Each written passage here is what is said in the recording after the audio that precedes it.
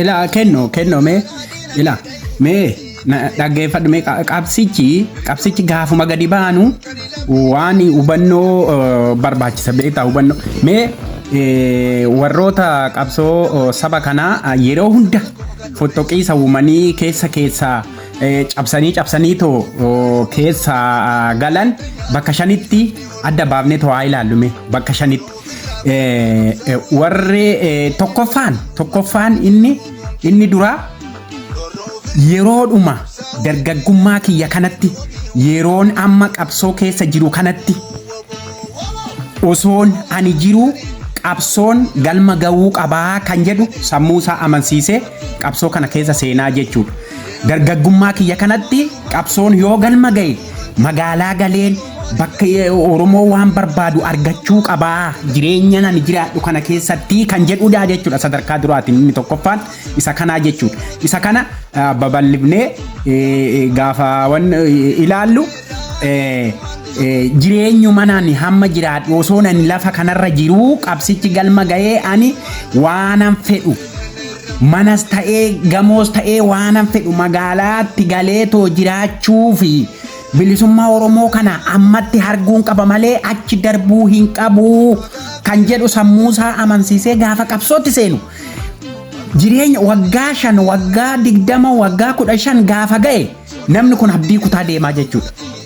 Jireenya kiyya kana keessatti qabsoon galma yoo hin geenye ani maali amma yoomittan dirree qabsootti amma yoomitti qabsooni amma yoomitti qabsoofnaa amma yoomitti qawwee baannee deemnaa amma yoomitti hiriira baanee too mootummaa gabroonfataa fuuldura dhaabbannaa kan jedhu sammuusaa keessa fidaa jechuudha. Saniif maal ta'uun qabaa jedha.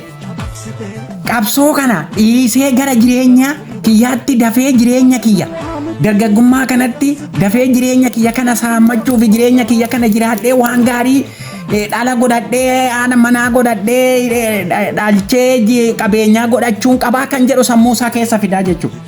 Kana keessa gaafa sammuusaa kana keessa fidu gara qabsoo ganuutti jaallan yaada isaa kana fudhatanis qabsoo keessaa haga tokko amansiifatee qabsoo fottoqee tokko ba'uutti deemaa jechuudha. Inni tokkoffaan isa kana jechuudha. Lammaffaan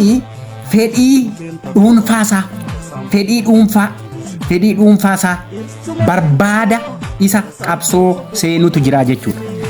Qabsoo Oromoo kana osoo hubatin fedhii dhuunfaasaatiif waan keessaa argadha waan bu'aan keessaa argadha beekamtiin argadha naannoon jirutti bakkan jirutti beekamuu laata kan jedhu qabsoo seenaa jechuudha. Gaafa qabsoo seenu fedhii dhuunfaasaa akka isaa ta'u sanitti argachuu dhiisuu malaa jechuudha.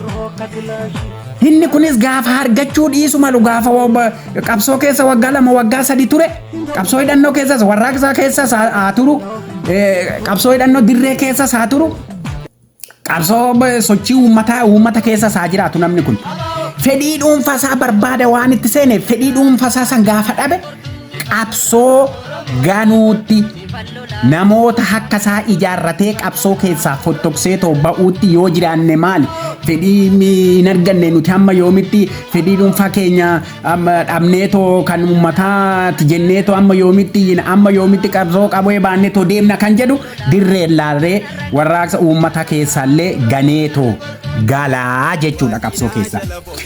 Sadaffaa rakkina jireenya isaa fi siyaasa mootummaan isa mataa isaa irraan ga'uu fi maatii isaa irraan ga'uun osoo qabsicha hin hubatin dhaqee qabsootti sagaluudha jechuudha. Jireenya isaatiin hiyyummaa qabaa hiyyeessaa waa maatinillee harka qalleeyyiidha innillee hojjetee argachuu hin danda'u. Kana biraan siyaan mootummaa qabeetoo yeroodhaan qabeetoo hidhuu danda'a. Maqaa isaatiin qabee hidhuu danda'a. Maqaan isaa Oromoo waanuma ta'eef shakkanii too qabanii hidhuu danda'u. Yoo inni waa'ee Oromoo dubbate akkamitti dubbata jedhanii qabanii hidhuu danda'u. Kana biraan harka maatiin isaa inni waa hin qabu harka qalleeyyii ta'uu danda'a. Isa kanarraan kan ka'e dhaqee dirreetti seenaa jechuudha. Qabsootti seenaa jechuudha. Qabsoo warraaqsa uummataa keessas ta'ee dirrees ta'ee itti seenaa jechuudha. gaafa rakkinaan dhaqeetoo itti seenu namni kun rakkinuma saasa yaada malee waa'ee qabsoo uummataa kana yoo barsiisanillee hin fudhatu jechuudha. Fudhachuu dhiisu malaa jechuudha. Rincicummaa qabaa jechuudha. Maal yaada waa'ee rakkina saba saasanii fi rakkinuma saasa yaada rakkina saasan yoo galma ga'uu dide yoo wanti inni yaadu wanti inni fudhatu wanti seenaa qabsoo san yoo barsiisanillee hin fudhatu jechuudha.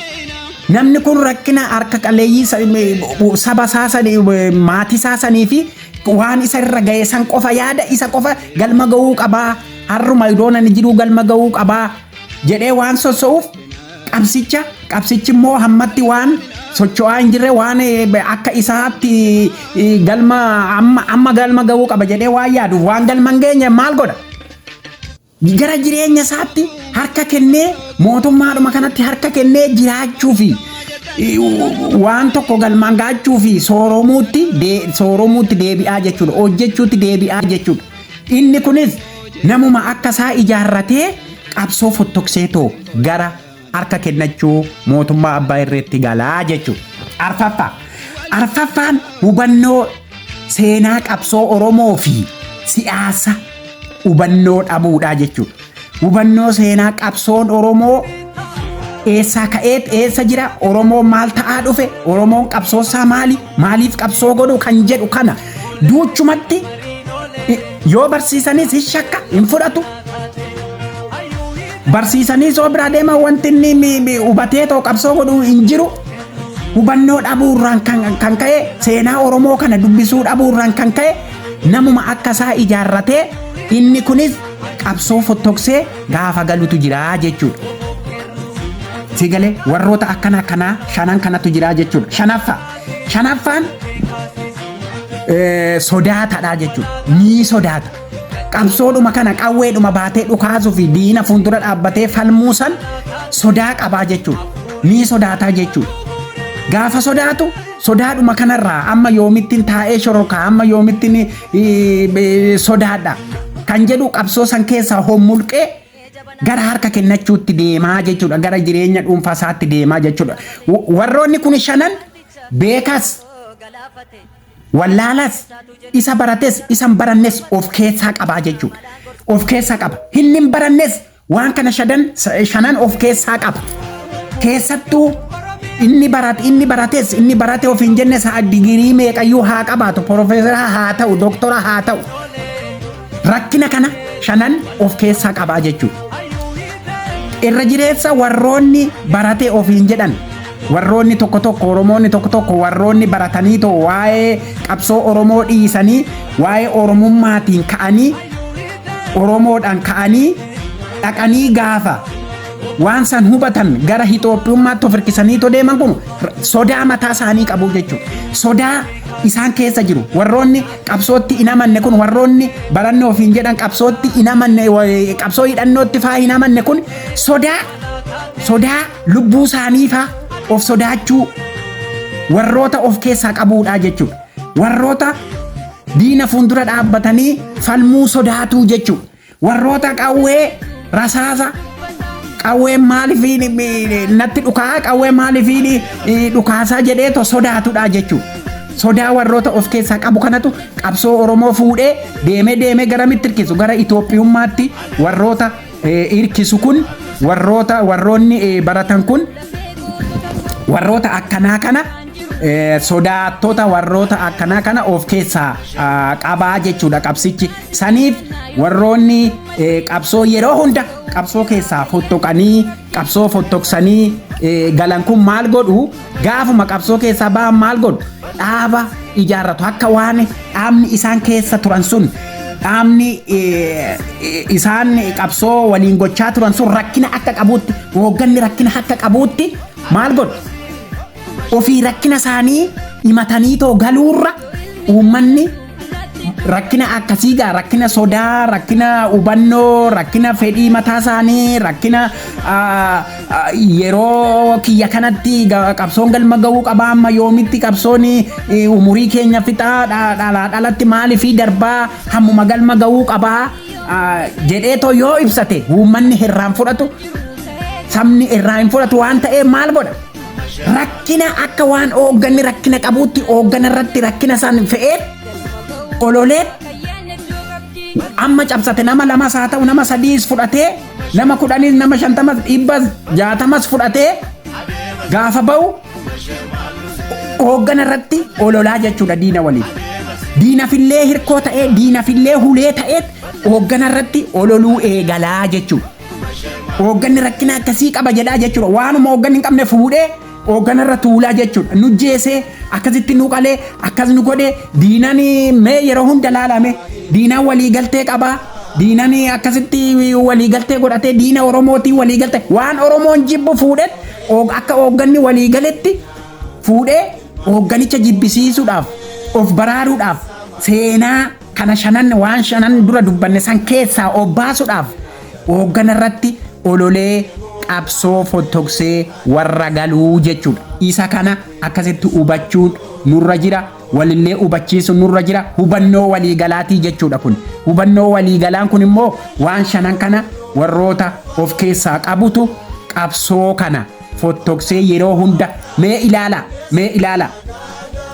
Mee umuriidhuma keenya kana keessatti umurii keenya kana keessatti dhaaba adda bilisummaa Oromoo irraa warroota fottokee togar gaafa jijjiiramaa jedhanii gaafa kamaalfaa fottokanii to ba'an jecha amma ittiin nafxanyaan harcaatuun OPDO kun ittiin uummata Oromoo irratti baaftee shanee maal jettee uummata Oromoo fittu kana shanee takkan nu godhe shanee hooggana shanee gumii shanee gumii jechuu isaaniiti amma isaanitti shaneetu nurratti murteesse jedhanii gaafa fottokanii to ba'an qabsoo dadhabanii to kan hubannoo qabsoo dhabanii to gaafa fottokanii to ba'an shaneen nurratti murteesse shaneen murtii nutti kenne erga isaan ba'anii gumiin shaneen gumii murtii kenne laal erga isaan fottokanii ba'anii shaneen gumii murtii kenne. Garuu isaan akkamitti fudhatan osoo qabsoo gochaa jirru murtii nurratti kennee hoogganni kun sirrii miti shaneen gumii akka nu godhee shaneedha jedhanii shanee moggaasanii to ba'anii jechuudha. Nama sadi moo meeqa qabatanii dhaqanii mootummaatti harka kennatanii jechuudha. Shanee jedhanii achi gadi salphisanii akka waan namni shanii qofti qabsoo san geggeessutti fuudhanii qabsoo hooggana san irratti ololchiisaa turanii haga har'aatti diinni isaan ilmaan Oromoo fixaa jirti jechuudha jecha saniin. Goollicha dheengee fudhadha. Goollichi dheengee maal jedhe gaafa qabsoo dhiisee ta'u galu maal jedhe? Innis garee ni qaba haga tokko waraanuma keessa iyyuu garee ni qaba gaafa galu maal jedhe?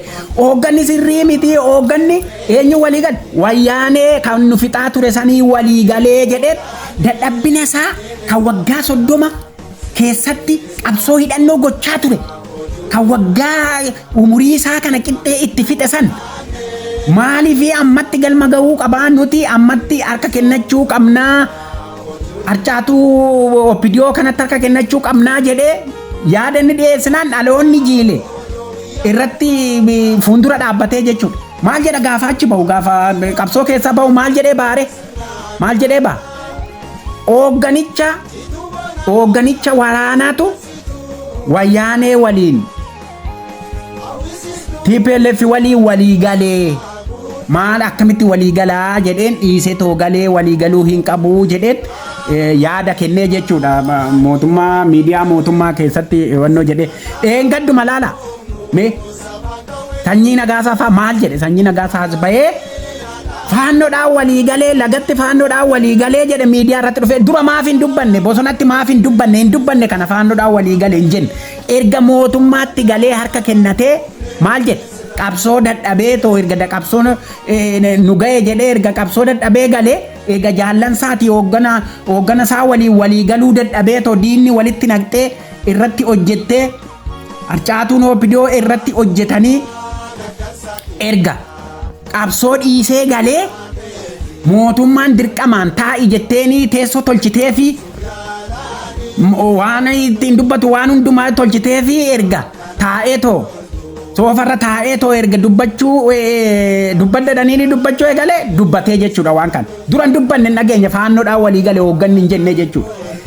As bahee hooggana faannoodhaan walii galee jedhaa jechuudha. Faannoon wanti inni hoogganni sunis ibsa hin jiru wanti waraanni bilisummaa Oromoo bona baay'oo faannoodhaan walii galee jedhee ibsa hin jiru. Diina saniif warroonni qabsoo dadhabanii too galan warroonni jecha dura jennee shanan san keessa jiru rakkina akkanaa rakkina mataa isaanii dhiisanii rakkina mataa isaanii san ofirraa molquudhaan ofirraa golguudhaan akka hoogganni rakkoo qabuutti hooggana faalanii qabsoo dhiisanii galuu jechuudha. Akkasitti hubachuu qabnaa jechuudha. Akkasitti waan jiru waan dhugaa jirtu dhugaa lafarra jirtu dhugaa boru itti gaabbinu dhugaa boru lafa jirtu dhugaa boru bahuuf dhugaan hin qallatte malee hin cittu. Hin qallatte malee hin cittu dhugaa boru itti gaabbinu san hubachuu qabnaa jechuudha. Saniif waan akkasii san hubachuun nurra jira. Hubannoo akkasii dhaloonni illee hubannee warroonni qabsoo fofotoksanii qabsoorraa fotoqaniitoo qabsoo gaafa dadhabaniitoo galan hoogganatti quba laachuu fi hoogganatti quba qabuun rakkina hoogganaati jedhamee qubatti qabuun waan akkasii san hubachuu qabnaa jechuudha. Girrisuun dura waanuma dhageenya jala akkasumaan girribnee waanuma hin taane fudhanneetoo waan boru itti gaabbinu itti nu gaabbisiisu nam tokko as bahee sobee dubbateef waan boru itti nu gaabbisiisu fudhachuun dura haqa jirtu haqa qabsoo Oromoo achii dhuftee qabsoo Oromoo kana hubannee hubachiisaa wal hubachiisaa deemuun nurra jiraa jechuudha. Akkasitti hubachuu qabnaa. Qabsoo dhugaa jirtu qabannee qabsoo lafarra jirtu qabsoo lafarratti finiinaa jirtu qabsoo hargaa jirru qabsoo jaallan lubbuu itti dhabaa jiran qabsoo hoboon halkanii guyyaa rooba haduu hin jenne qorra hin jenne qabsoo akkasitti hidhannoo sossoosaa jiran kana waan addunyaatti ibsaa jiran kana hubanneetoo jala deemuu qabna malee waanumaan taane waanumaan nama qabsoo dhiiseetoo qabsoo dhiise jedheetoo mootummaa abbaa irree mootummaa nama fixu mootummaa harcaatu nama fixaa jirtu jecha nama moggaaftee jecha diinni namatti moggaasee uummata Oromoo fixaa jirtu kana jala deemuun homaa faayidaa siif hin qabu. Boru itti gaabbitaa itti gaabbuun kee hin oolu. Akkasitti quba qabaadhuudha.